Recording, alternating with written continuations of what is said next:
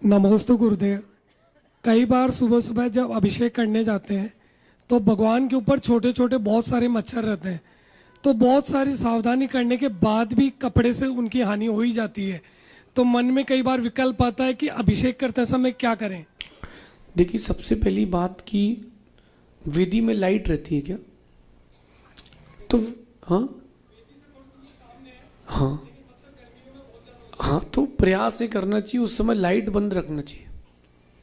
अपन इस बात का ध्यान रखें कि अगर प्रतिमा जी पर किसी जीव की हिंसा हो रही है तो पाप है, असावधानी है अपनी।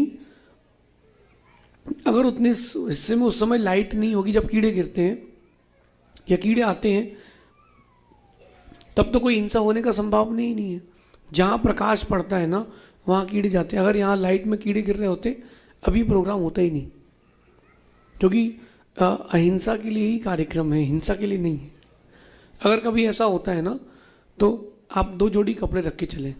पहले एक कपड़े से सारे अपने पहनने के एक बार सारे मार्जिन कर लें। कई बार ये होता है कि वहाँ कीड़े मरे पड़े भी रहते हैं, तो एक बार अपन असोले में ही हो जाते हैं, उसको सबको किनारे साइड में कर देते हैं, फिर पुनः शुद्धि कर लेते हैं।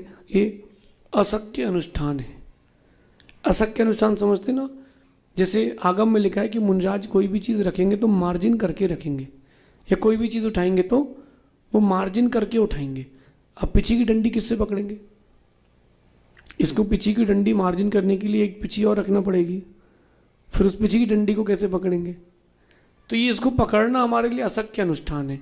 ऐसी वहाँ जीव हिंसा हो चुकी, कीड़े मरे हुए हैं, तो आप प्रतिमा जी को एक स्वच्छ वस्त्र से साफ करके या पिछी छोटी सी रख करके उससे इस धीरे से मार्जिन कर लें। फिर इसके पश्चात पुनः कपड़े बदल के स्वच्छ करें, लेकिन आगे सावधानी रखें, कीड़े आदि नहीं गिरना चाहिए, ऐसा समझिए।